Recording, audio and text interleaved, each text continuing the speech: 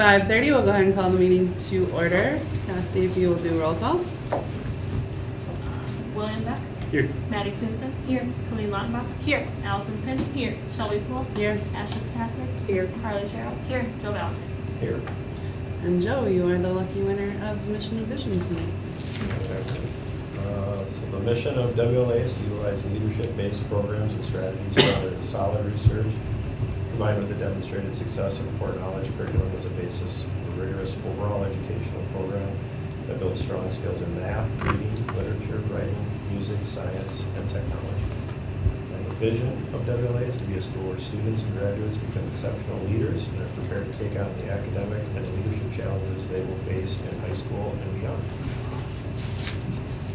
Go ahead and approve tonight's agenda, including the consent agenda. Make a motion to do so. Second. There's a motion and a second. Any other conversation? All those in favor say aye. Aye. Anyone opposed? Any abstentions? Motion carries. If there's nobody, conflict of interest, anyone tonight? There are no public here, so it's safe to move past public comments. We'll jump into the board report. We do have a few items to cover tonight, one being committees and the other being our open parent seat. Do you want to put that spreadsheet up, Cassidy?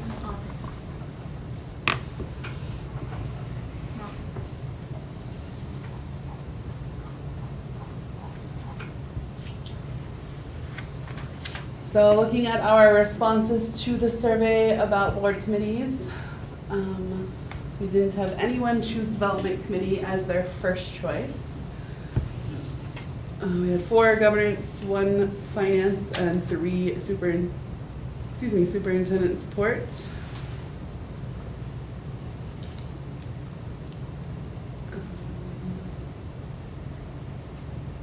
Could you highlight the first choices? The names at the bottom. Oh, got it, I see. Yeah. Okay.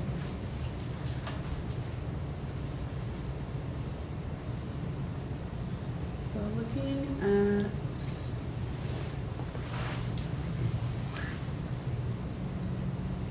Who of the 4 for governance had the highest for development?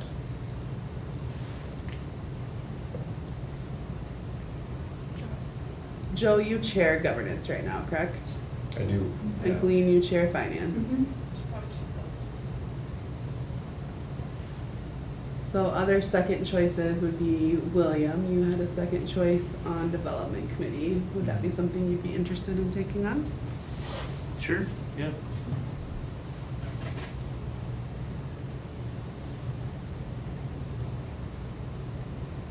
Can we serve on more than one committee or no? If people want to make the time commitment. Like if I don't know if needed? I have the capacity. Yeah, no. And then But ultimately, it's up to you guys, right? second choice. I think you can if you want. I can move to finance if that makes it more balanced. I don't feel super comfortable on development if I don't have to, but I don't mind moving over to finance. Okay. And I actually really like having teachers on finance. Mhm. As much as possible, because I really think it helps with communication to the whole, Yeah. your colleagues, when we can't do everything, why, that there's colleagues that are overseeing and understanding, you know, what their limitations and why they are. So, even though that's 2 teachers on there, I think it's a good one to have 2 teachers on. I know at least one parent in their things had mentioned development stuff as like a strength. So maybe we just leave this as is for Well, now. Can I just ask a question? Yep. And it's for you.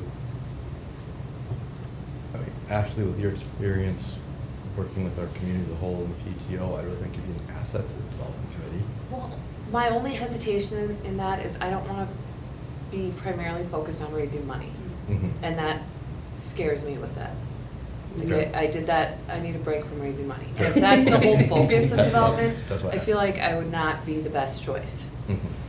If there's more to it, I would be willing to like I know he's not a board member, but I know Greg, when we reached out about the parent seat, had said Yep. like he would still be interested in serving on a committee, just not the board. He said he would chair that committee if we wanted. Yeah. The August meeting, whoever came, didn't he say it would typically just be one board member on development committee and mostly none? I forgot about that. Oh, yeah. Yeah. Yeah, so I think So we're, that would be okay. yeah, yep. Okay, It would, yeah, I mean, Jason did say, I still think having two, it'd be nice to, because people miss meetings, and it'd Right. be nice to always have somebody, if the one person missed either the development committee or the board meeting, they can't share out with the board. right, But let's maybe see if that can be the one we really encourage the new person to do, and that will give us two. okay, And that'll let us stay where they want to be. Or if the one person if you miss a development committee meeting, maybe one of the other members can come and speak, like Ben Mhm. speaks That's true. sometimes too. That's true, too, yeah. mhm. All right. We need a quick work of that. The only thing that needs to happen then is the two new ones, the superintendent one and the development one. I guess if we make Greg the point, whatever, on development, but Mhm. somebody needs to kind of coordinate scheduling the first meeting and getting Mhm. things up and running Mhm. on that one. Would you share the superintendent, or you want me to? I could share it if someone, how do you want to be? I might need. Virtually. You two can figure it out, but I just don't want. Non-Apple education on how to make it meeting. I got you. I can do that part. Yeah, maybe if Cassie, you could just reach out to people on those and make sure that we get them launched. Okay. Is all, that's not like they're going to launch. Okay, 'cause I'll need the info of when you meet, Yeah, to update those. And those were both going to be quarterly meetings, weren't they? yeah. Both development and the superintendent one were quarterly ones as opposed to monthly. And we can flex it too. Yeah. Flex up. All right, parent seat, we do have 6 interested folks, and my suggestion, just from previous things that we have done as a board, we formed a small committee made up of a couple of board members. We did Zoom interviews of all of the interested candidates, and then that committee had discussion and brought forth a recommendation to the board. So that was an easy way to do it. If anyone has any other thoughts or ideas.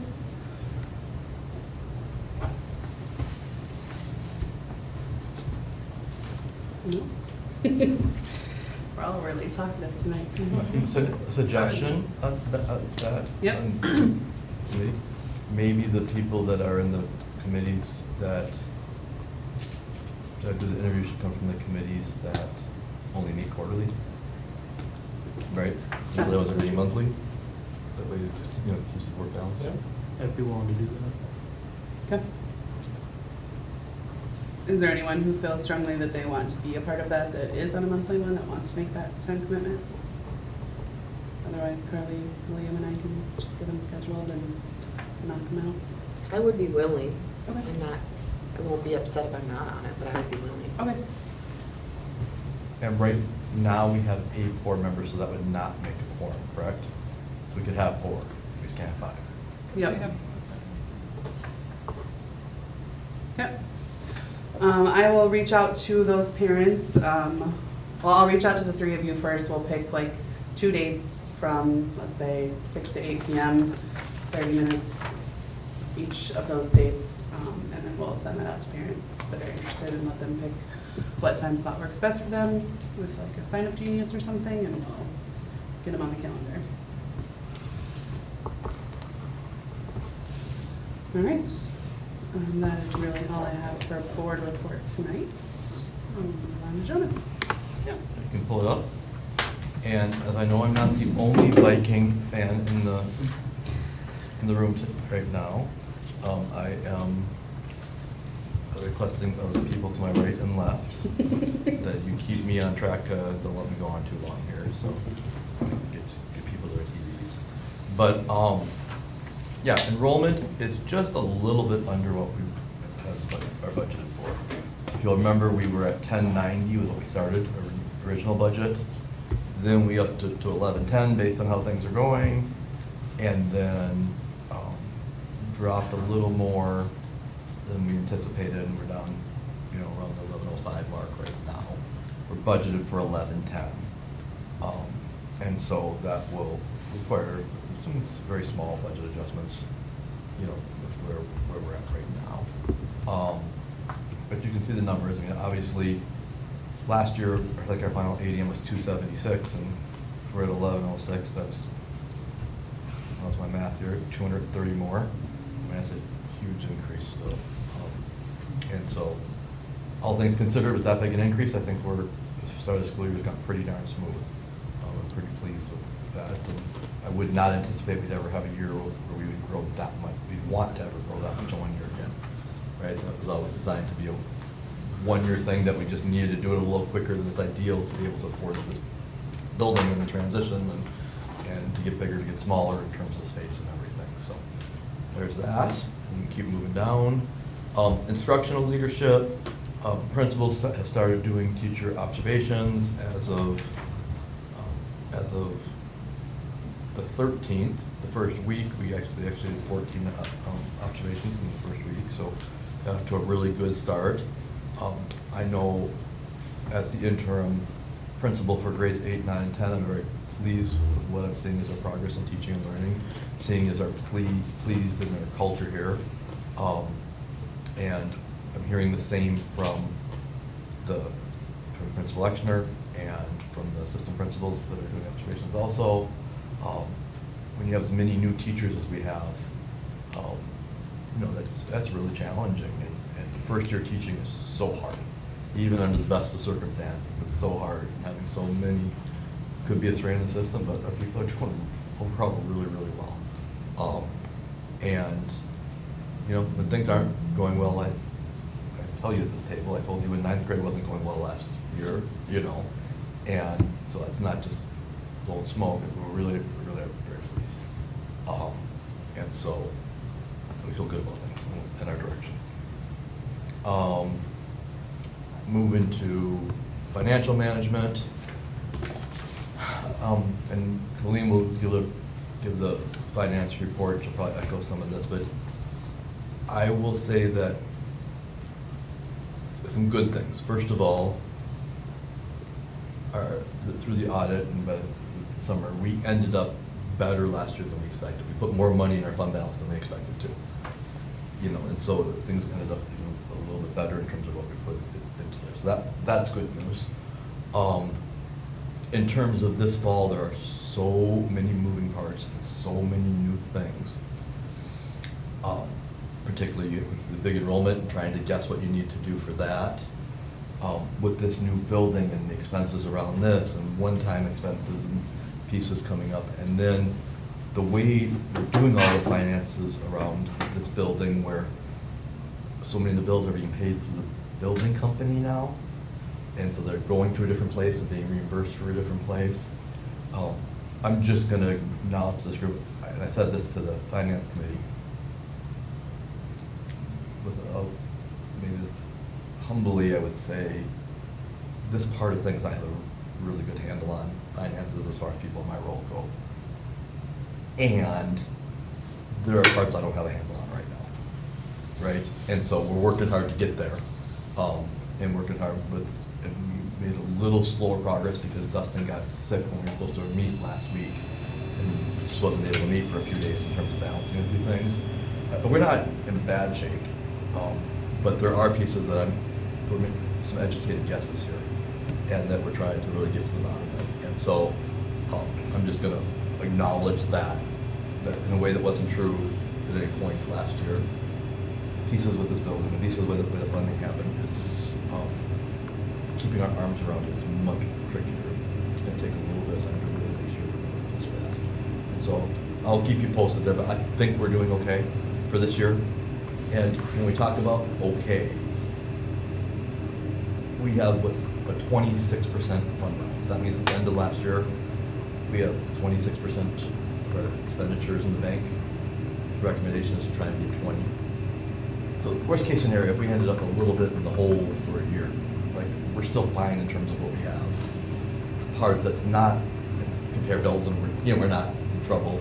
Part is we have these covenants with this building that now that lets them do something, and have some control that we wouldn't really want them to have. But they're not huge consequences, and they probably wouldn't even do that to people if they would explain why it's a one-time thing. But I just want to tell you that I feel like it's much more variable this year than last year, where I think things could end, both could be higher, better than I thought, or a little bit lower than I thought.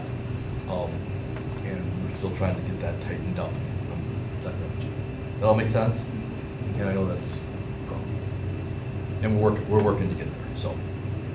Are you talking like the end, so even though our surplus for last year was so high, what you're saying is don't expect it to be that high this year, like at the end of this fiscal year? Or are you saying right now our finances aren't? I'm saying that we need to meet our covenants be about 100, even though we have all this money in the bank, we need to take in $150,000 more revenue than expenditure. Okay, to meet our agreements with our investors, their commitments to them. I'm saying I'm not sure if we're going to have to make some cuts or adjustments to try and get there. Downward, not, or that we may even the other direction a little bit more. It's just there's a little bit more variability in trying to understand the revenues that are coming in related to this building, the revenues going out, things are in different accounts. Because there's such a big growth, trying like how much it could vary in terms of like what we're still getting the information about how much our benefits for each of our places is going to cost. And that budget is correct, and those things that are really guesstimates based on previous year's data. And so, for example, when we figured out what we would put in the line for employee benefits for this year, what we did is we looked at where we were when we made the budget in March, and said, here's where we think we're going to end the year at this point, and use that as our baseline. And okay, we're anticipating having 22% more employees, so that'll be 22% more expenses. And oh, by the way, we think that health insurance is going to go up by 5, 6, 7% like it usually does. So add that into the amount we get to, and that's how we got to what our guesstimate was. Well, our 22% more employees became 24% more employees, and the number from health insurance increase instead of being 6% became 10%, and the unemployment benefit statement we just got yesterday, we spent more on unemployment benefits this summer than we had the year before. So those were things that, guesstimates aren't quite hitting, and that line we're gonna have to adjust to be more. And so then we have to look at some of these other lines and other ones that are tracking to be under. But we'll get there. But we lost, the meeting to do that was last Monday that we pushed to Tuesday because Dustin was sick. The thing got pushed again to us meeting for 15 minutes before the finance committee on Wednesday. And so the meeting we normally do that at every month and consolidate, we didn't really have this month. So we're just a month behind in that part too. So we'll tighten it up before next month and we'll have a much better idea where things are at. But I just don't have as tight a handle as I normally do at these meetings. But exactly how we're tracking for the year. That's what I'd say. Okay, then that was not short-winded, so I'll keep moving. And so finance, so those are the two things about finance. There's just some questions. Human resource management. So the new Minnesota paid leave law takes effect on January 1st, 2026. This is another thing that affects the bottom line that is like, it was unexpected a little bit. We're required to provide information to all staff members by December 1st. The draft information is linked here in the sample notice to employees. So the big thing is this law, nobody has understood this law, and everybody's been trying to figure it out in all across Minnesota in all sectors. And so there's parts we've been learning and figuring out as we go. But one decision that didn't realize we had to make, or what it would mean, is the cost of this, of the family leave law, the paid law. Basically, the new paid law is Minnesota pays for whatever percentage of amount of their salary for employees that need to take leave that they didn't have access to before. Right, when somebody needs to go on leave, it's a short version. There's a cost to that.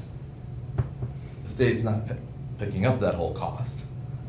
0.88, so a little less than 1% of each employee's salary is coming from the school, from the employer and the employee. And as a school, we could have said, staff members pay 0.44, a little less than half a percentage point of their salary, and the school pays the half. And we had to kind of make this decision. We didn't really realize we had to make this decision. At the last board meeting, we didn't yet. And so my thought was, it's not really fair to the teachers and the staff members if they didn't know this when they, going into this year, that this was gonna come out. And that at least for this first year, which will just be for half a year really, right, because it starts January 1st, that the school will cover the whole thing. And then we can decide as a board what we want to do moving forward next year with that. And if that's not really affordable for us long-term, then, how do we want to cover that in relation to what we've said we're going to try and do for salaries for next year? Do we want to, reduce by the same amount as this so that we can, teachers don't have to do this, and that money wouldn't be taxed? It might be better for teachers, but there's some other scenarios where the other way might be better for teachers and staff members, if they're getting close to retirement in terms of their salary. So there's some advantages and disadvantages. Is this short-term disability, like if you go on maternity leave, that's what this is for? And don't we already pay for short-term disability? Yes, you have a disability insurance. Yes, so. But doesn't that only, if you go on maternity leave, if it's a natural delivery, I think you only get 6 And you weeks, and only then get 8 for cesarean. 66% of your pay. Right, and then if you choose to be off the full 12 weeks or whatever. You get nothing. And I think this can kick in for longer. I think you 20 get up to weeks. 12 weeks a year, 20. 20 weeks a year. And it's 20, yeah, but The percentage you get paid is different depending on your salary too. So I don't, more in the weeds when you get today. We'll get in the weeds and making a decision what we're gonna do about this for next year, right? So I kind of made the decision without the board's input because I didn't have it when I'm meeting at, right? I needed to make a decision. And I decided, but again, that's another $40,000 hit that we didn't budget, right? That will go into employee benefits. So those are just a few of the things that popped up. There have been some things that popped up that were not what we expected, or a little more than we expected in the process. And so we'll see how we're tracking, and the enrollment is growing as much as we did. It gives us, it really helps, but we're getting backwards. We're a little tighter than we maybe thought we were going to be, likely. Currently, we have 3 openings posted: a 5th grade math teacher, a special education teacher, and a special education paraprofessional.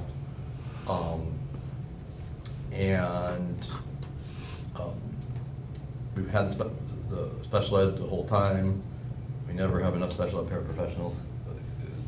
That's always kind of trying to find the right people. And then we had a teacher who was on maternity leave to start the year that decided she was going to stay home. So we had a long-term sub in the position. She was, as she indicated to us, she was planning to return, and then just changed her mind and decided to not come back. So we're working on a solution. The long-term sub is in place for that through, I think, until November. Longer, Thanksgiving? December. Holiday break, Is that? December. winter break. Now to winter break? Okay. The long-term sub is in place to winter break, and then we'll. TMI, Yeah, and then, in terms of this piece I'll talk about in the presentation. I'm gonna skip the safe and learning environment. And in terms of communication management, just really good attendance at conferences, as we always do, but especially improved at the higher grades. I'm really impressed with that higher grade number. It's something I've learned having a public school student at high school. Nobody goes to conferences. I'm like the only mom ever at conferences at the high school. I was the That's cool. only parent at open house. I did not see a single other parent of a kid that age. So I'm really proud that our older kids. Thank you for parents are saying that. doing well. And the last thing I'd just say about that is, we don't have enough time set aside for conferences for older grades with this percentage. Elementary teachers see 24 families. our sixth grade teachers have 115 students. It's just, and the waits are too long, and we may come back, we're evaluating, we may come back with a plan that would involve a calendar change for around spring conferences to get more time for other school conferences. And that may be coming in the next board meeting. But still looking at the options around how to do that. So just tuck that away, that was the big downside, was just, that even the parents here that all got through, some of the feedback was they felt rushed. And they didn't really have as much time with the teachers as they wanted. So, and that's just the difference between elementary and secondary. There's some things that take a lot more time in elementary and some things that take a lot more time in secondary, and we just need to continue to figure out how to differentiate. Okay. That, questions on the superintendent report? I know sixth is a lot of class sections. Did 8, 9, 10 feel like they had adequate time? Better than, no, Okay, still no. still no. We talked about this morning at our team meeting, and the feedback on that. And it was much better than 6, 7 in terms of time. And staff here still felt like parents expressed. We talked about some solutions, but you know, one of the issues is just that way more families want to go to the evening sessions than the day sessions, and are able to go to the evening sessions than the day sessions too. And there just isn't enough slots. Even in their slots, essentially were 5 minutes each, and there still is not nearly enough. So we have to address that. That's going to be something that we can improve. Is it possible with the school schedule and staff-wise to do that second day that's typically morning later instead, and you don't come to school in the morning? That's one of the options we discussed, and possibly making that a flex learning day. We also talked about, is that enough, or do we need 2 nights in a day? And that's, I think, part of what we're analyzing, and thinking what we can do in the schedule that works, and then trying to figure out, you know, that piece. And then we need to think about like equity with elementary and secondary. It doesn't make sense to try to do things exactly the same, because those, even for everybody, if the needs are different, like maybe there's other ways to balance it out. And you There's know, other ways that it's not equitable. the so- other direction, right? Yeah. Right. And to me, it feels like unless it gets really extreme one direction or the other, we should just figure out what we need to make it work and not try and make it exactly. Right. That's my, you know, and some people are really have a hard time with that and want to make, you know, same things be equal, but they're different jobs, and they're going to have different advantages and disadvantages. And Right. I think we just need to recognize that, and you know, if it gets really extreme where one or the other is having a way more across the board, that's different. But I don't think we're anywhere near that, so that's my thoughts. But we'll come back to that also in the calendar part of things. Are we, it looks like the surplus was put into the fund balance. Are you able to use some of the unexpected expenses from the fund balance? Because we have to leave that fund balance alone now. Once it's there, not if we're gonna meet our covenants. The only way we can do that is either to not meet our covenant and then explain why and hope they don't do anything. Right. I've been at the Right. boards. And, I That's mean, been the case. or if that's what it would be, it might be going to them proactively and say, here's what we're thinking about. We want to spend down some of some fund balance for this reason. It will be better financially in the long run to do that than to pay interest on the money or whatever, and Right. try and get them to agree to that ahead of time. You just want to be careful, because you can't use that. If you go to them too many times on that, you start raising Yeah. more red flags. And so we'd rather, so for example, on that topic, one of the concerns with the construction going on is that to get the furniture to match kind of what we have here for the entire area that we're doing, it'd be about $500,000 that we can't use construction funds for. Right. Right, well, we can't make our budget if we spend $500,000 in furniture. So what we would do that is we finance the furniture over 5 years or 7 years. And now you're paying interest on it. Right. If you go to the investors, we might go to them practically and say, hey, it makes more sense financially for the school, and it's better for you if we spend some of our fund balance this year. Instead of financing it, we approve that without saying you're gonna call us a violation of our covenants and appoint someone that we have to pay, so. This might get us in the weeds, I know we're trying to get to the stipends game, sorry. No. But why was the $463,000 put into the fund balance and not somewhere else? If we weren't gonna be able to touch it? So, good question. And historically, we have not done that. There's a couple reasons.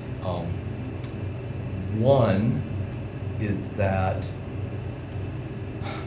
because we're so much bigger this year, right? So our budget is increasing from $11-something million to $14-something million. So let's just say we break even this year, or do a little bit better and break even, our fund balance will go from 26% to 20%. Even though we have just as much money in the bank, it's a smaller percentage of our expenditures. And 20% is what we need to be where to get the highest rating from our authorizer. So there is that reality we were looking at.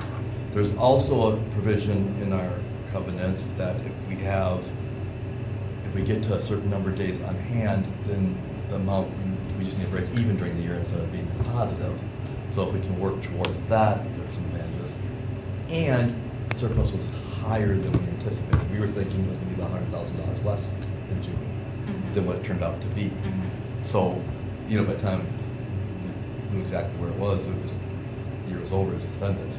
So a combination of all three of those things. And of course, it still helps us have more cash on hand, looks good to investors, helps if in other ways if we need to borrow money for something else, for interest rates ever, and helps us as we're growing, the budget getting bigger, that to stay above that 20% mark, which is the mark we need to get the highest rating for our authority. Those are the reasons. So if you're trying to cushion that fund balance to make it look like 26% maybe by the end of the year? Or at No, least higher? I'm saying we're starting this year at 26% because we did that. Yeah, But even if we are a little bit in the positive this year, that will go down to 20%.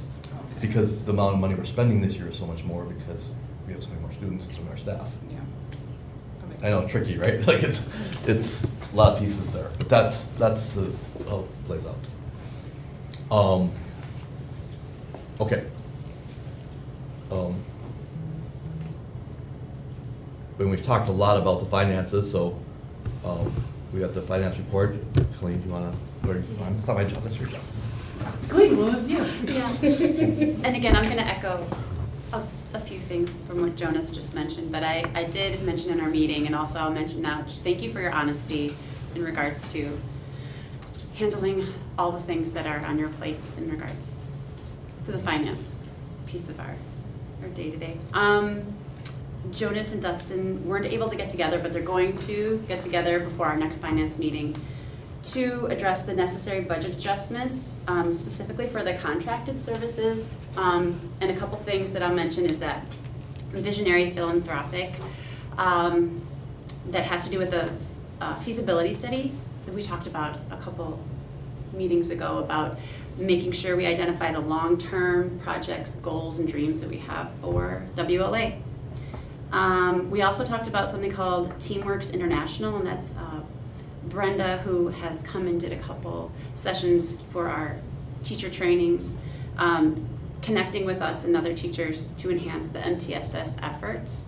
And I actually showed an interest in that and connected with Patrick, so I'm able to join that venture. Jonas and Dustin are going to be reviewing some of the budget coding discrepancies, and we'll talk about that in our next meeting. And I think that's kind of the theme that I have for tonight. There's going to be a lot of talking, and then in our next finance meeting, I'll have more information on that, as well as our the revenue from the building licensing fees, which we're going to talk about at our next meeting, which I just want to say is going to be November 12th at 4:30, and it's going to be virtually. We're also going to talk about CHAMPS, and I want to ask you, Jonas, can you share what CHAMPS is, what it stands for? Let's save that for the next one. Okay. I feel like I've been speaking Okay. without enough. Okay, so we'll talk about, Information.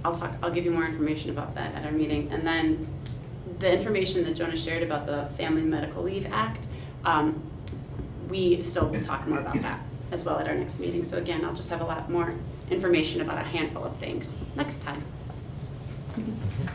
Perfect. And in terms of the actual expenditures, the only thing I would add, there are a couple of line items that are already looking really high. And the line around textbooks and workbooks, that's not a real thing. That's a coding issue, that Yep. things are coded to text and workbooks that are in other lines. The budget line about travels and conferences, that is a real thing. That we had so many new teachers we sent to the responsive classroom training this summer that got above what we had budgeted. And so we'll have to adjust for that. And then the only budget line right now that I'm significantly concerned about, that I have Dustin working on right now, is the employee benefits. I just feel like I don't have a clue how we're really tracking on that one. And so that's what I'm trying to get to the bottom of. So in terms of the things that are real high, those are the ones I wanted to point out. Or your benefit, it must be school year. July to June? No, well, yes and no. Yeah, for the health benefits, they don't start deducting them until September. And, you know, they deduct in September through their last paycheck, so it's really that, the only When deduction. are they covered? They're covered all year. From when to when? Right September? now, July 1st to June 30th. The current renewal we did a 16-month renewal, so that we would be changing 14 months from now, or 15 months from now, to being January 1st to December 31st. And a lot of different pieces in the whys there. We were able to get a 16-month without the rates going up, right? Instead of 12 months without the rates going up, so there's likely significant savings for us, right, doing that.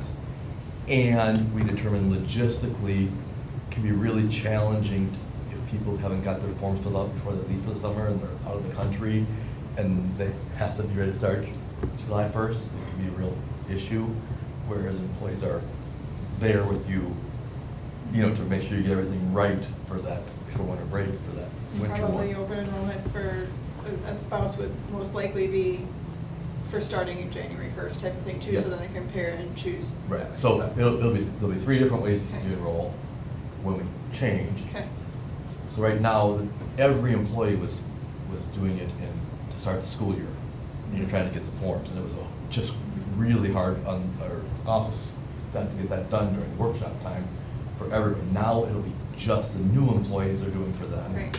And then you'll have a second window where you're doing renewals in December, and those are just people that are changing, really.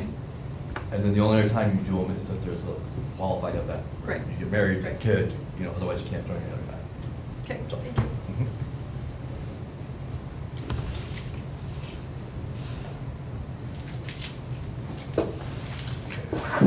Anything else? Where are we at? Oh, no, that's it. No, that's it. I'll make a motion to approve the September financials and October committee minutes. Second. And a motion and a second. Any further conversation? I guess I have a question. There seems like there was a lot that maybe we weren't able to make a lot of decisions on. So are we feeling like we can move on this? Do we have enough? So all you're approving is the reports of what we spent year to date. Oh, okay. You're not approving an updated plan moving forward or anything, you know, or budget change. You're approving the financial, just the reports that you've, and basically you're saying we've looked at them and tried our oversight, you know, is what you're saying, by approving the financial reports. Does that make sense? You might be concerned about them, you might be, you know, but you're not saying we're agreeing to change any budget line to us in the budget or anything like that. Any other conversation? All those in favor say aye. Aye. Anyone opposed? Any abstentions? Motion carries. And Jill, we'll turn it over to you for governance. Yeah, so governance, we met on October 9th, and we continue to review the 500 series for the policies. For policy 515, there might be an error in the copy that you have, but that one really shouldn't be for the first reading because we're going to kind of circle back and compare Minnesota statutes on that. So we've got some further review to do with that one and compare it to our policy. 516, there were some revisions made, again, changing director to school leader, we're just trying to stay consistent with that, some other repetitive comments in there. So that was submitted for first reading. And then policy 521, we made some revisions as well. School address, we added a website for reference for filing a complaint, since I think the policy was talking about a form that wasn't maybe there or in existence. So, and then we just kind of cleaned it up from before, saying the final, we didn't make any changes, just to do the final approval for 506 and 510. And then also with 701 to replace the one we have with the proposed new 701 policy, which was from that example, from the exemplar. Is that the second, are we already on the second reading for that one? I guess I just still had questions about it, so I didn't realize it was already second. No, I think it should be a first reading. Okay. Which one? 701? That's the procurement policy? Yeah. Yep. And then just as an update, I mean, the last school board meeting we had, we took care of the bylaws, and that was voted on and adopted, so that was just kind of to update everybody in the governance. We tabled the student journalism and the new library policies. We need to get some more information on that as well.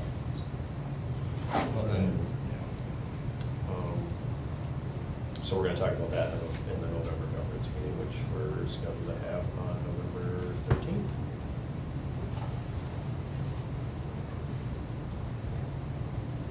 That is what I got for governance.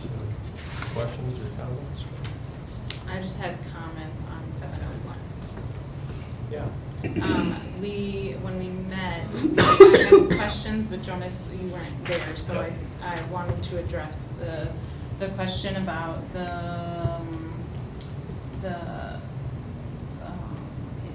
it's on page 2 at the bottom where we Approval of talked about the funds, 75 versus, was it 100?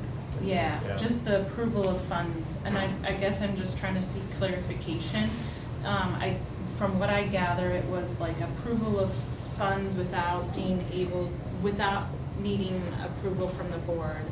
And so your approval was 100,000, and then the other approval of funds were 75,000 for operation and then 50,000 for education director.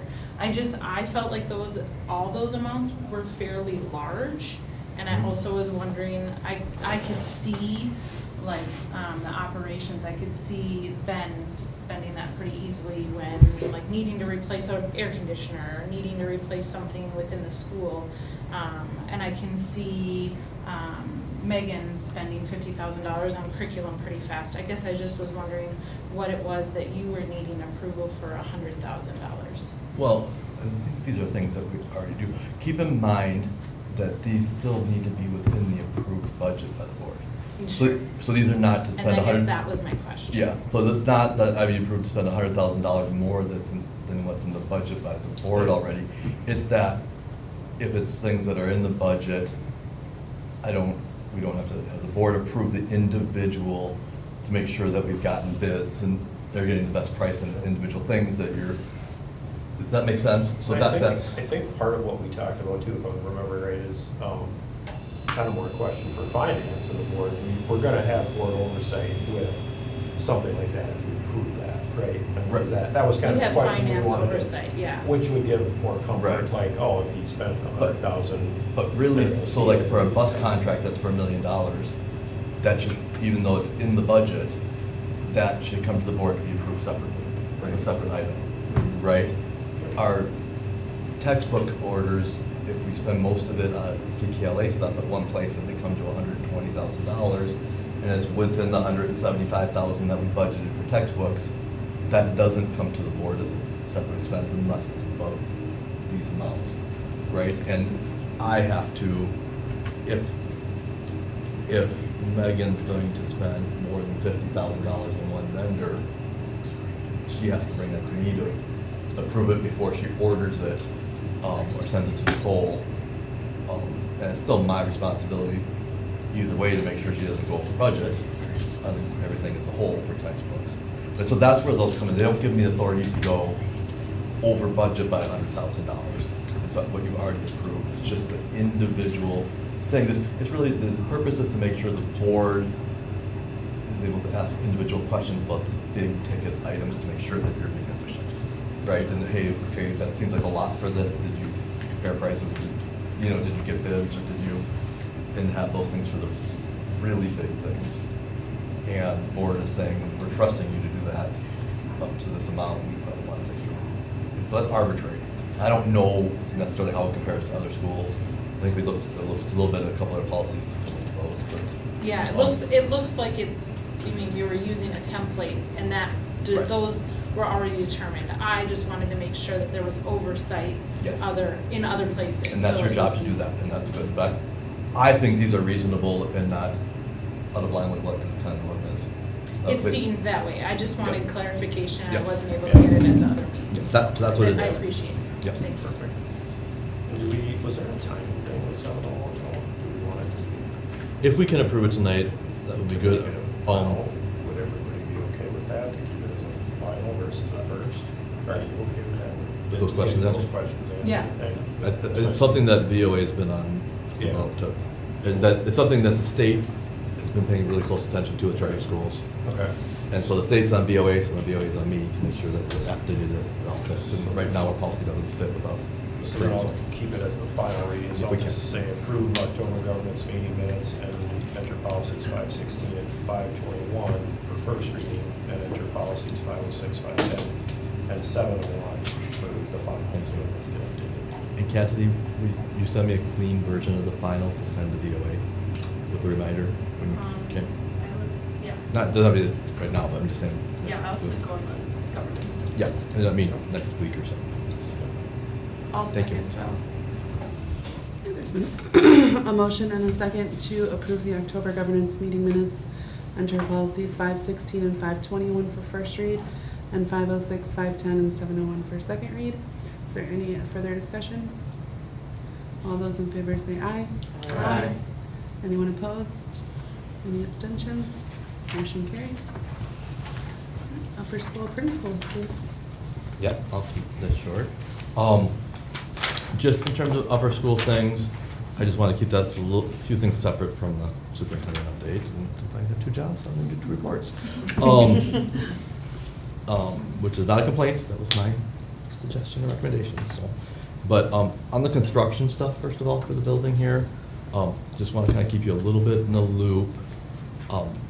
Another thing where there's a lot of moving parts, but it is taking longer to get through the approval process with the city of Woodbury for the plan than we anticipated, or than we hoped at least. The big delay right now is they are requiring us to do a traffic study, which apparently we've been tracking how many cars we have going through to submit the plan for next year. And I told them when they were here and things went really well that most cars we've had come pick up after school in a single day since the first 2 weeks. First 2 weeks is always more.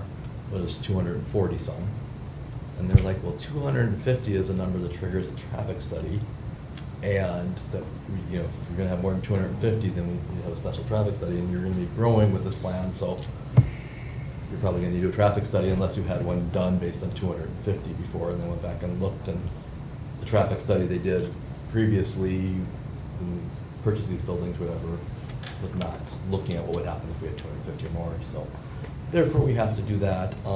And the big concern there is that they could say that we need to put a traffic light in at Hudson and Globe Drive. And some parents trying to be really helpful at the beginning of the year, when those first 2 weeks when things are really rough, called the city and said, we think you need to put a traffic light in there. And so that didn't help. Okay, you all were Probably aware either. that all the other roads in Woodbury were closed. Yes. So the traffic was Crazy. insane. Yeah. Understood. Because there was no other option. Right. And we put people out to help direct traffic, and then they told us we couldn't do that anymore. And it's fine, we haven't needed to. I mean, like, once we got to our normal size, things are great. It's tough right now.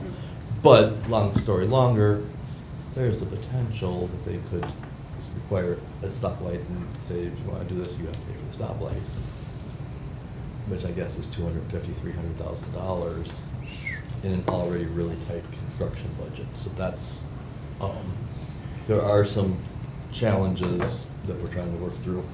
And I would say for the first time in the last week or two, I've begun to consider the possibility that the addition would not be done to start the school year next year, and what our options are there. And we have multiple options.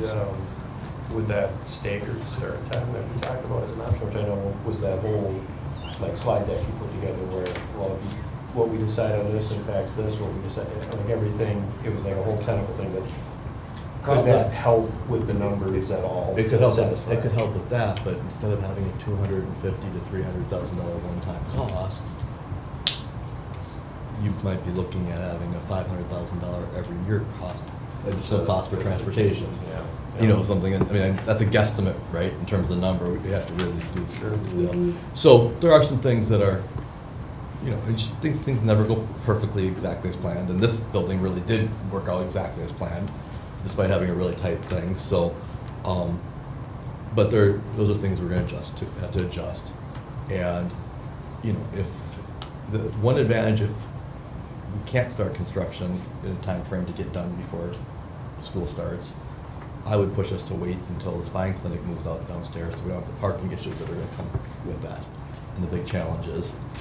So we could solve that issue, and then we would have to deal with, okay, we still are having, right now, 4 classrooms in the space. We'll have 12 in this space next year, plus a big lunchroom. We still have more space than we have right now, with only expecting, so we can make it work. But the way we would do that, that's a much longer discussion, and a couple different options that would largely be driven partially on enrollment. And we've talked about the big decisions we have to make, and we're going to start looking at those things in the coming months here. But really, some of them are going to be decisions that we are going to have a plan A and plan B, I suspect, that we're ready to adjust in June when we find out how many students are really coming back and really not. And, you know, it's going to be less. I think this year is a 1-year thing for having this much growth at one time. I think next year is going to be a 1-year thing for uncertainty about exactly what we're going to do much later into spring or summer than it will be any other year, because we're just going to have to be able to be prepared to adjust to what the reality is. And they're all workable. You know, whatever happens, it's workable. But we'll get into those as we get into some of those decisions and the details of what that will look like and sound like. But again, planting that seed that's coming. Here, like I said, I feel real good about the culture. And, you know, a year ago at this time, I was really had concerns, and I shared with the board about culture, where we were at in terms of particularly the oldest grade, which is really doing well right now. A really kind of surprising thing even to me was when you look at our MAP reading data from this fall, our 9th and 10th grade were our 2 highest grades in the school in terms of percentage of students, like how they did norm nationally, which was, I think 10th grade was the highest, and 9th and 5th were tied, like even for the next one. So there's been a perception that, you know, we're lagging behind academically at high school and upper grades compared to lower grades, and I think that gap is closing. And it's a small single data point, but it's certainly a step in the positive direction. And I think conferences went well. Really, we had a big meeting today about PSEO with Century College, and we're going to start having a handful of students do applications to take 1 PSEO class, 10th graders next semester, with a bigger launch next year with kids taking more in 11th grade. And so we have some families excited about that. Can I ask what classes are available for them? Well, for 10th grade, the first semester you take it, we could have had students do it for this last semester, but we didn't. But we are first semester. The first semester they can only take 1 class.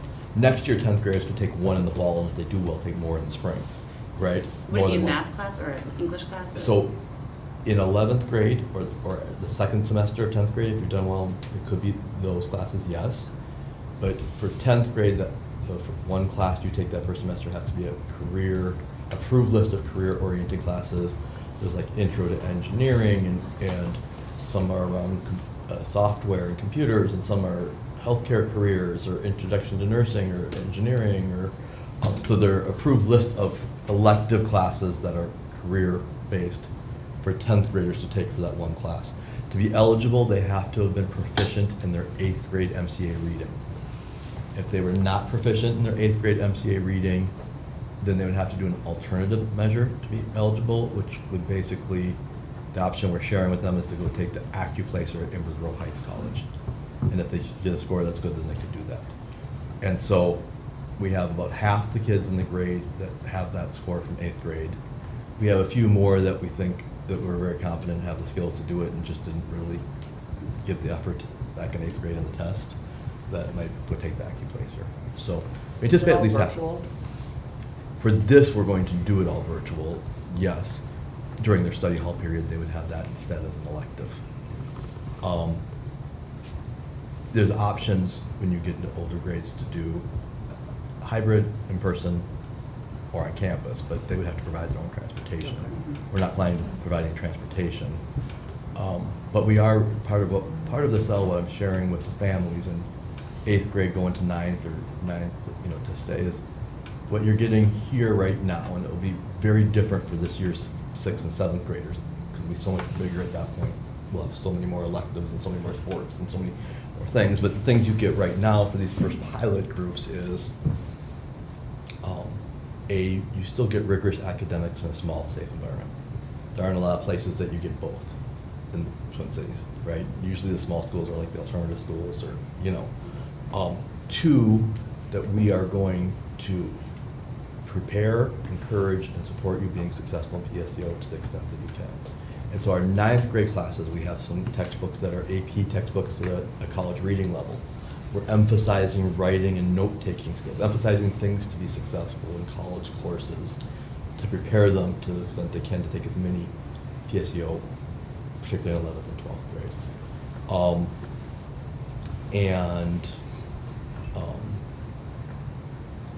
And that each year the opportunities to them will increase. This year is really hard. We're joining the high school events going to talk about, but with only one 9th grade class and one 10th grade class, you have 20 boys and 20 girls. You can't really put together high school sports teams, right? But now you have next year 9th, 10th, and 11th, even if we only have one class again in 9th grade. Now you got 30 of each. There's more things you can put together. And the year after, if we only had 2 9th grades, well, now you got 2 9th grades, a 10th, you got 5 classes, you got 100 kids of each, or, and so you start getting to just many more opportunities available, even on the small side, even if we grow on the small end of what we're hoping to grow. And so sharing that more for the 8th graders that are thinking, you can't look at what's available right now, because each year there's going to be more and more. But really, the PSEO is a big sell, and their plan is to plan our staffing and budgeting around, a percentage of the students' classes being in PSEO. Now, the downside, and this is the other part of the upset that I felt the board needed to know of the high school update, is just that we have 18 kids in 10th grade right now. It appears like 9, 10, maybe up to 11 of them are going to be in a position to take PSEO classes next year. Some of them taking a lot of their classes PSEO. We're going to be to a place where you could have classes of 8, 9, 10 kids for, the ones that are not eligible to take PSEO. And that's not very financially efficient for us. So what we assured those families a year ago when I met with them all, because I met with all these families in November that were here, and then everyone that started since, and wish it was before they started 9th grade, but I wasn't here, and just said, this is going to be an issue, and all we can guarantee you is that there'll be a way to graduate high school through here. You may have to take a number of classes online if you're in that boat. You may have to combine with different grades for some classes. You may, and so that is a reality that will hit for next year. And is that going to cause some of the kids that will not be taking PSEO decide to leave, and now you go from 9 to 5, type thing. And so that is a challenge on our horizon, and how we're going to deal with that. That's going to be the result of having just one class per grade that we started with, right? And so financially, we don't get as much finances if we have PSEO students. So instead of getting like the whole percentage for Right. that one, now we're only getting part of that. Right. Now, a lot of times you financially can't even count that small percentage as an Right. ADM. Right. So that's another piece of it, is even though you're housing these PSEO students in your school, you no longer get the finances for that student. So that's another piece, like even though it is maybe a good Right. draw, it also is not beneficial for our bottom line. It's not, on the one hand, right, on the other hand, it's the way we can attract students. And Right. Where I'm viewing it is that we're gonna try and attract and have a robust 9th and 10th grade, right? And that will balance out that piece for 11th, 12th grade, because I think it'd be hard to compete if we don't have that big piece Right. right there. What about CIS and AP? Those are options. CIS is would be a long ways down the road from the standpoint of any teacher teaching that has to have a master's degree to be eligible to even be an instructor in that. And so to get the teachers we need to be able to do a lot of CIS is challenging. AP is something we can do, but of course kids can just easily take AP at another school. They could just easily take PSEO, but what I'm emphasizing is that we're gonna provide places for them to work and support them with their work and, and continue to support them in a way where big high schools usually don't want you to go, so that you're on your own if you take PSEO. And that's kind of what I'm doing. And I'm telling our students that are really, really, really strong students, like I told a few families, if you should keep your 8th grader here next year for high school, through high school, I'm very confident your student will be able to graduate from here with an AA degree, a 2-year college degree, right? Those students, none of those students in that boat, that I would say that too, would be staying otherwise. So we wouldn't have them for 9th and 10th grade is the thinking. And if a student takes all their classes PSEO and is with us with a contract, we still get 12% of the revenue. Right. So, but we don't have the sense of really educating them other than the support we provide here. If a student takes half their classes PSEO, we probably get about half the revenue. Right. So it's all about the time we spend here. But so yeah, we're gonna have to build a program around that. I'm more just concerned about these first couple groups of kids that are not hitting the GPAs that they need to be eligible. Right. What we're gonna be able to provide for them is so small. Because And- your goal is to have all of your 11th, 12th graders taking PSEO, but it may not be that way for the first. Well, Or is that the not goal true? is to have everybody take as many as they want to and be successful in, and encourage them and support them and doing as many as they can. And that will be different for each student. But the hope is that the vast majority will be taking at least one class, or like, but there's some students that won't be qualified to do that, right? You Then have to have a. Staffing is difficult because you're not. Right, and then we might have to look at doing more some of the classes that they're taking through. We're helping them sign up through North Star Online, and they're taking just a couple elective classes with kids in younger grades, but, And we're trimesters and is centuries. semester, but we can deal with that, though. Okay. I mean, we can deal with that. But we don't need to change the structure. It's For something like- I've thought about. Right, I don't think I would recommend that, but it's not totally off the table as an idea as we get bigger and bigger. But the nice thing about kids that do qualify too is like, what I'm saying to them is, some kids want to go because there's more electives at the big high school. Well, if you qualify for PSEO and we're supporting you that, you have way more electives to choose from in PSEO than you do at any high school. And so, yeah, so I mean, but even in our long-term budget projections and enrollment models and everything, we have laid out, if you look back at the things we did, and we set out the 5-year plans in budget for the purpose of the building stuff, we had enrollment dropping way off at 11th and 12th grade with the idea that they're gonna go at PSEO. All our planning has been around assuming that's gonna happen. So.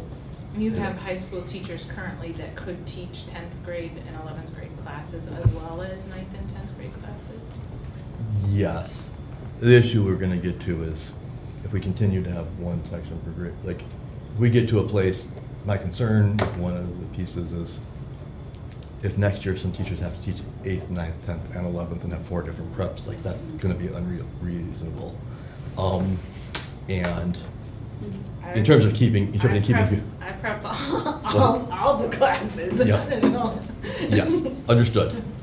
Understood, and that's one of the things that's much harder about being an elementary teacher. Like when we're talking about Right. equity, Exactly. you know, as well as the high school teachers have to do more days than they have conferences. That's a different. There's just trade-offs, right? And so for sure, but then also as a third grade teacher, you have a team of 5 that are teaching the same thing that you to help prep together, where they're doing it isn't, they don't have anybody to prep with, they don't have a plan with too right now. So it's just trade-offs and differences. But that said, that's my high school update. I've gone way more than I want to. And parent boards we already covered. Yep, we already covered parent board seat, school uniforms. School uniform pilot. Okay, so this is the discussion. The discussion is, we've been talking just about how big we've gotten, how much money the company that sells our uniforms makes off of our school, how expensive they are, and for our families, and just been having wonderings about, is there other options for us to look at that could make sense in different ways for our families, for our school, whatever. Patrick has somebody he's worked with in the past. He kind of called up, connected with, and said, can you just put together what ideas you have for us, you know, as another alternative. He came back and talked about, and created a website with like different options. But right now, our knitted shirts that are embroidered, parents 21, 22, what are we paying for shirts when you get them right now? You pay, it's like $10.75 for embroidery, and you can get your shirt anywhere. I get them for $5 very often. If you buy them from there, you're paying like 30. 27 for a long sleeve, if you buy it from there, but For uniform shirt? Okay. for a long sleeve polo shirt, Okay. right, is, well, silk touch, so that's like the fancy kind. I'm just gonna give one example, we're not gonna go through everything right now, okay? But he came back, oh, and this isn't even the one with the right logo, I forgot. But this, so this is the shirt, I passed it around, it's more comfortable and thicker. And the reason that they haven't done screen printed shirts in the past is because of how would they wear and last, and would they continue to look good, is my understanding, and the quality and so on and so forth, right? And we want things that continue to look good for a long time, and even if they cost a little bit more. So this uniform shirt, I'm not gonna get, I don't have the numbers for all the other things tonight, but this uniform shirt, they were purchased in bulk of 144, already screen printed, would be about 12 something a shirt. Okay, and so the question then becomes, well, what's the difference in how long they're gonna last compared to the embroidered shirts we have? And he's saying that his experience has been the way they do doing the screen print, and these things now they last well. I don't necessarily believe him, you know. So what the thought was, let's try a pilot, see if we can get some families to commit to wearing them for the rest of the year and washing them every week for the rest of the year and see how they look in May. And then we can have a conversation if they're still looking good about the options. So what I want to do is the PTO would purchase these shirts, PTO money, and either sell them to people or give them, the PTO would decide that, right? Or if PTO doesn't want to do it, the school can. I talked to the PTO president, you know, about doing it.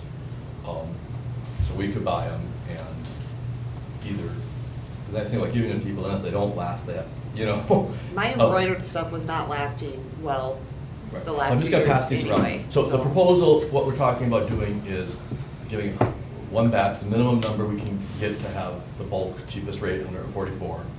Having however many families pilot the rest of the year, telling the teachers that we're letting these go for this year because they're part of the pilot, and then deciding if we want to move forward with something after we see how they wear for 6 months. How often do you guys wash your shirts? Do you wash them once a week, or are you Oh, washing them like, you don't once a wanna day? know. No, when my girls were younger, every day they were Yeah. coming home with Oh. Milk. crap all over Yeah. them. Well, I guess- Every Once single a day. wear. Well, how many That's what I'm shirts do you saying, have once a though? week. Oh, I had like, each kid had at least 12 shirts. Right. But I was buying shirts for $5 from Target or Yep. sometimes less, and Yeah. getting them embroidered for $10. So that's 15, 16, and this would be 12. But how much would we sell them for? At least 15 to make it worth our Potentially. time. Potentially. That But, wouldn't be the deal for me. but the only purpose isn't to make money for the school or the PTO. The hope is that it could be a win-win. It could Yeah. save money for families and make a little bit of money. You know, help a little bit of money, right? But, But it would be a lot of Do you organizing. know how many Yeah. parents buy directly from the store or whatever versus like, I think a lot of parents, I mean, that's three I think- parents right here that buy them cheaper I than. think right now, I think, with this, those types of questions, those would be things we'll research if we're confident, if we're comfortable in the way they're wearing, we can look at that and make decisions what we want to do. Sure. Right now, I just want the board's blessing that, hey, we're not going to follow our policy and have the shirts be embroidered for these ones we're doing for the pilot for the rest of the year. That's all I'm looking for. We don't Does have any it vote on. specify embroidered in the policy? Because I know we don't specify a vendor in the policy itself. I thought, I guess I don't, I thought it did. I I guess just it know- was logo. But the logo's only given to that vendor. I know, like, people couldn't do their own because we don't give it to them, but like. Yeah, but, Yeah, logo. I will say, It says they're not I outside, meant doesn't to, say I forgot embroidered. mine. I got a couple of these shirts and have worn them, and they're very comfortable. And one piece of feedback I got from, like a parent, one parent this fall, was really struggling with the uniforms because her daughter just wouldn't wear them because the collars were so uncomfortable for her in her sense. And when she switched to a material like this, that went away. So there's that advantage as well. I don't know, like I said, I don't know how they're gonna wear. I know that they would be cheaper, would already be embroidered. We could look at selling them in like 5 packs for a little bit less or something, so you have one for each day of the week, and only wash them 1 day a week. Those are all decisions we can make, but there's not even a decision to make if they don't wear well, right? So I just would like to pilot and see how they wear, and then we can decide in May and or June, like, what we're gonna do. If we wanna do So anything more. you bought the 144 or whatever? No, Anna from the PTO was saying she would do it, and I said, let me talk to the board, just make sure the board doesn't have any real reservations before you. 144 Do have to be the same size, or can it be a No. mixed Do variety? these Right. need to get returned? No. these- Can we they- just wash these samples? I suppose we could. He gave me $100 credit and Patrick $100 credit to get, then I bought some for me and he bought one for him, and then he bought some student sizes.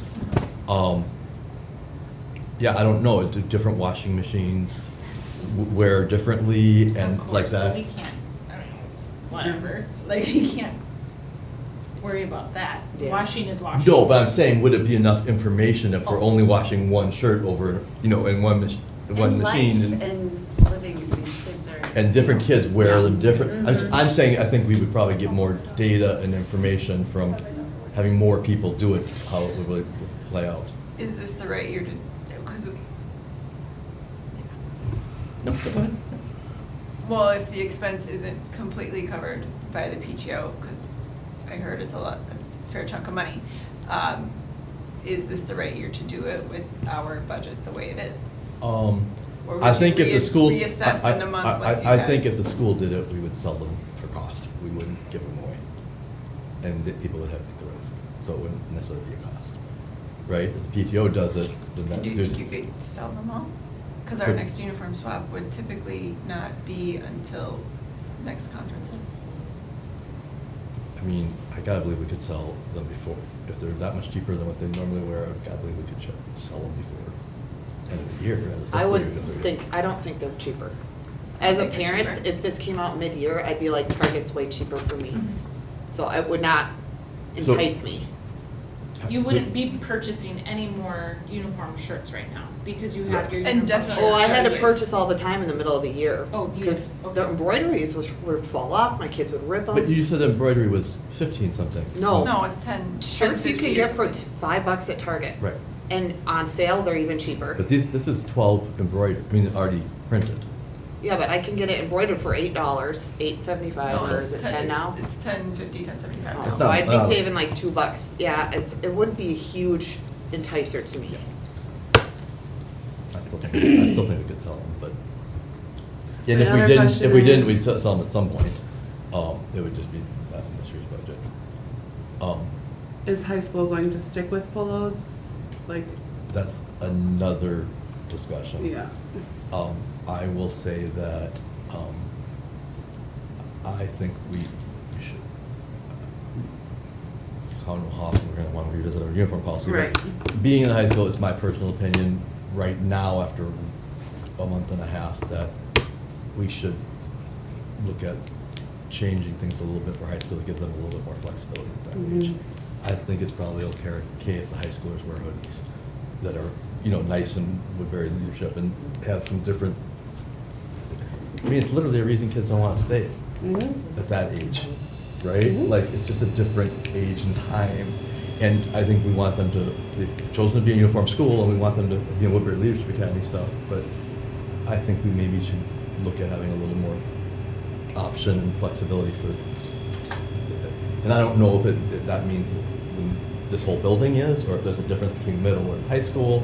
I think we can dig deeper into what that would mean, but that's my personal opinion. I haven't had any opinions on uniforms over the first 14 months until now, and I think that's my first real opinion on uniforms. I think if they're leaving to do their PSEO, it's gonna be hard to say that they need to be in uniform the rest of the day here. I also think if you have other upper school grades in the same building and they can, but I can't, that might be an issue too, so that's definitely.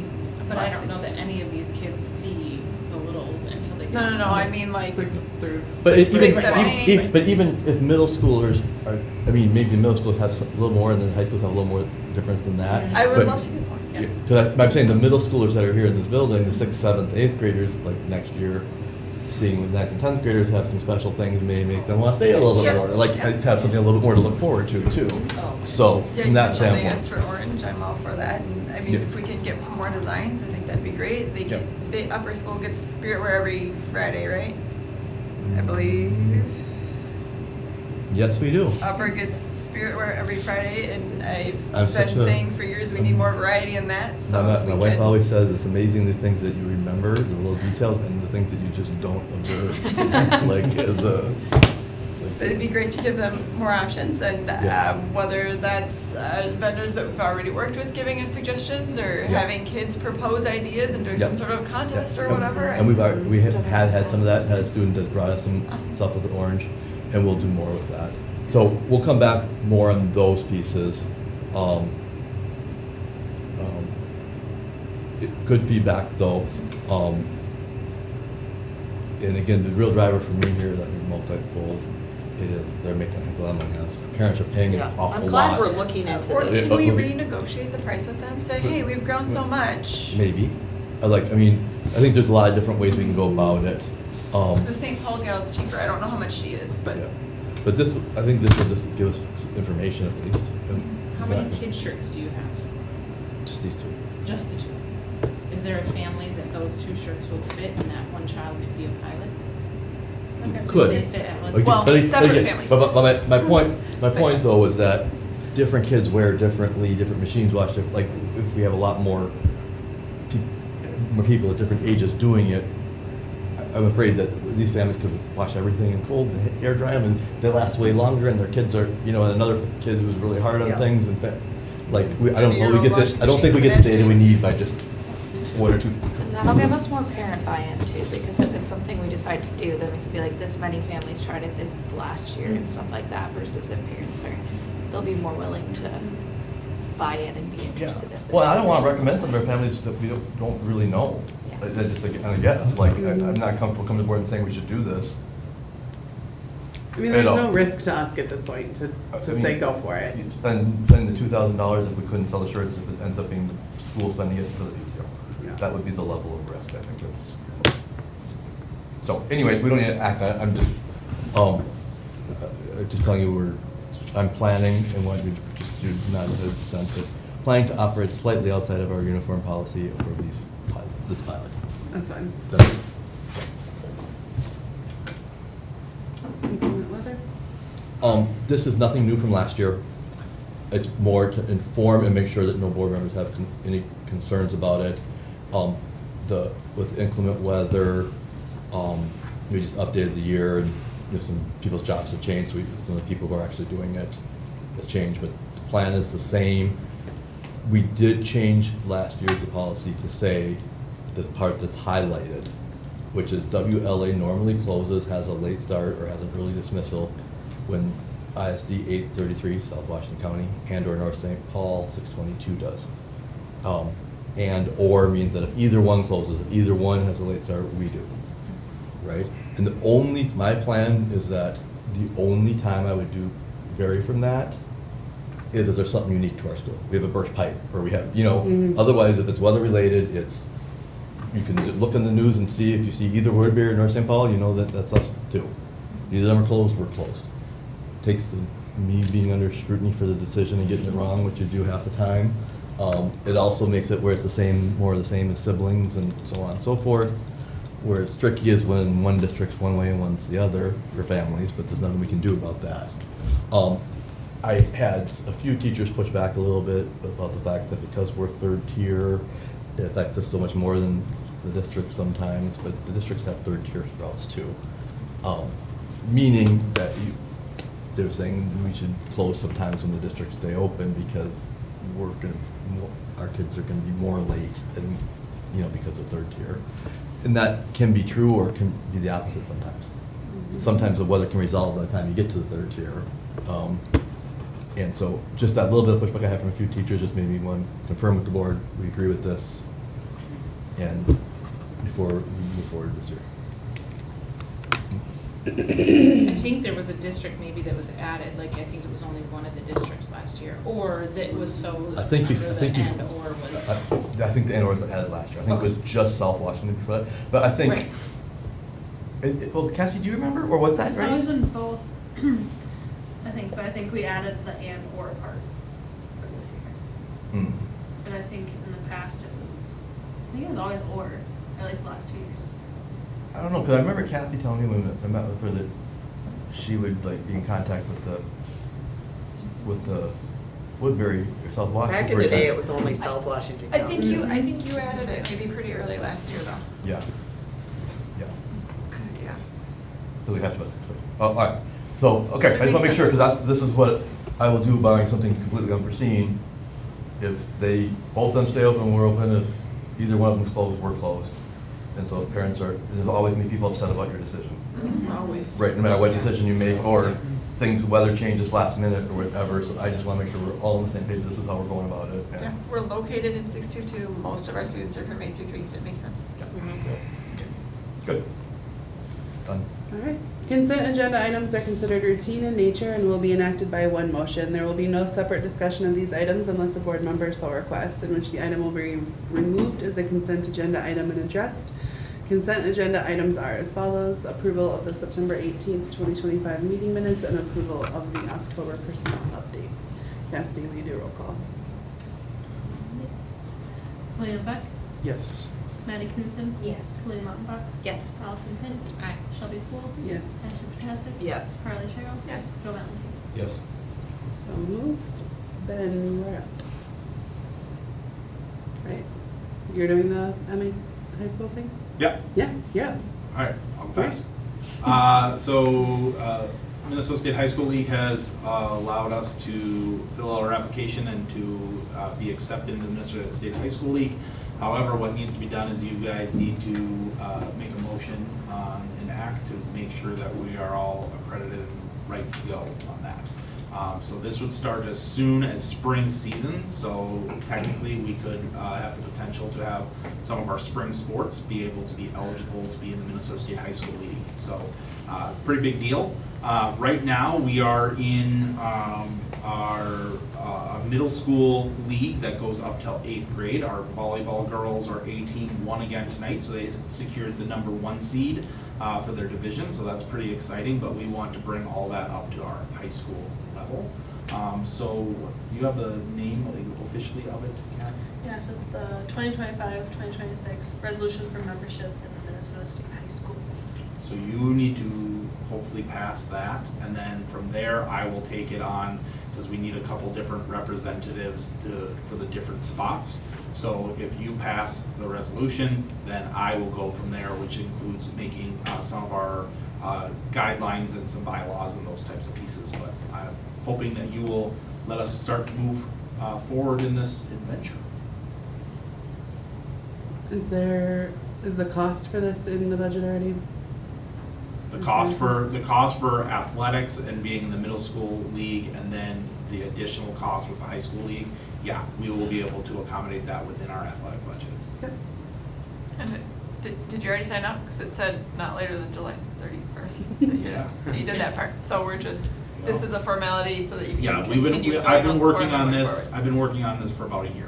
Yeah. So they have to do site visits, they have to do some Yeah. different things to get us to this point, and we're at the fast track point. And the July 31st would be to be eligible for fall sports participation. Oh, for fall.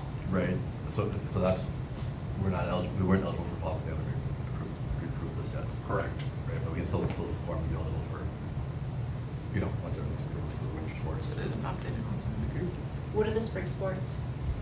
Spring sports that I would think that we would be going for, last year we tried to launch softball and baseball, but we did not have enough interest. We will pursue that again.